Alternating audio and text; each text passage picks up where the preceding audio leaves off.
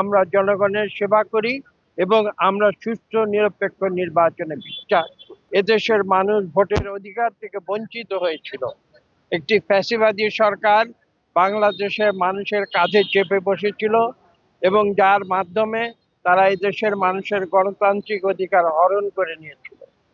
আমরা সবসময় বলেছি যে বিএনপি এমন একটি রাজনৈতিক দল যেটি জনগণের রাজনৈতিক দল, যেটি উদারপন্থী রাজনৈতিক দল এবং যারা মানুষের অধিকার প্রতিষ্ঠায় বিশ্বাস করে এবং যারা এদেশের গ্রামীণ অবকাঠামো সৃষ্টি করে এদেশের কোটি কোটি মানুষ যারা সুবিধা বঞ্চিত, বিশেষ করে তাদের উন্নয়নে বিএনপি বিশ্বাস করে।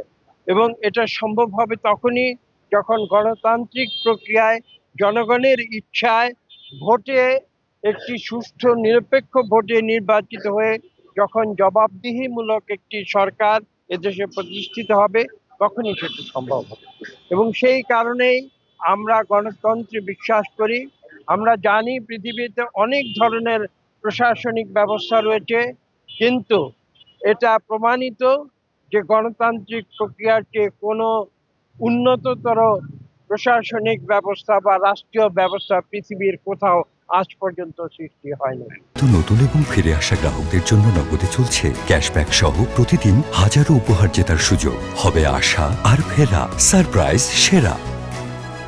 এবং সেই গণতন্ত্রের ধারক এবং বাহক হিসেবে আমরা জনগণের সেবা করি এবং আমরা সুষ্ঠু নিরপেক্ষ নির্বাচনে বিশ্বাস।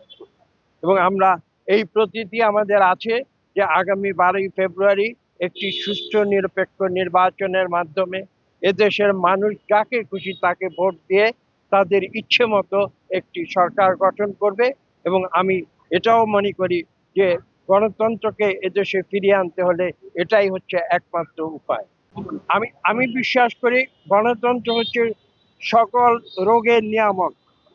এবং যদি আমরা গণতন্ত্রে বিশ্বাস করি, গণতান্ত্রিক প্রক্রিয়া আমরা আচরণ করি, তাহলে বাংলাদেশের সকল সমস্যা দূর হয়ে যাবে।